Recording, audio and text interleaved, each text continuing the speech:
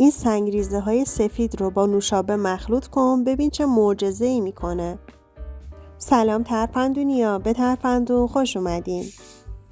توی این ویدیو بهتون آموزش میدم که چه موادی رو با نوشابه مخلوط کنید و یه ترکیب عالی و معجزه‌آسا درست کنید. اول از همه یه لیوان تهیه کنید و تا نصفش از نوشابه مشکی بریزید.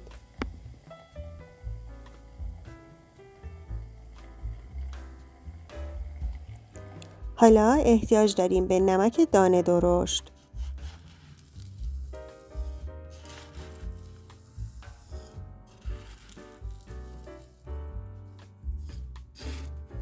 از نمک دانه درشت به اندازه 1 قاشق غذاخوری به نوشابه‌تون اضافه کنید. راستی برای دیدن ترفنده بیشتر کانالمون رو سابسکرایب کن تا ویدیوهای بعدیمونم برات نمایش داده بشن. پودر دومی که استفاده می‌کنیم جوش شیرین هستش. به اندازه 1 قاشق مرباخوری پر از جوش شیرین به موادمون اضافه می‌کنیم.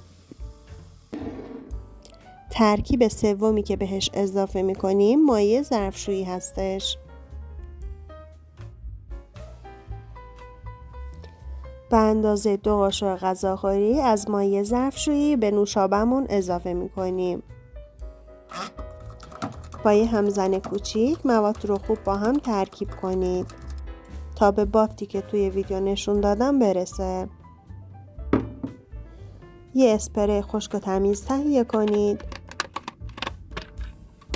محلول آماده شده‌مون رو داخل ظرف اسپری بریزید.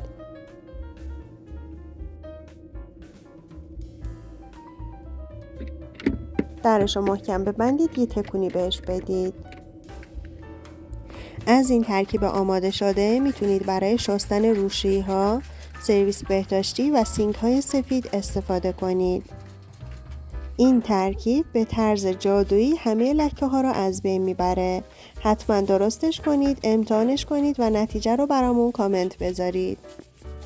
برای دیدن ترفنده بیشتر کانالمون رو سابسکرایب کنید، زنگوله رو هم روشن کنید تا ویدیوهای بعدی براتون نمایش داده بشن. دوستان لطفاً با لایک و کامنتاتون از کانال ترفندون حمایت کنید و برامون کامنت بذارید که میخواید ویدیو بعدیمون آموزش چه ترفندی باشه. ممنونم از نگاه زیباتون.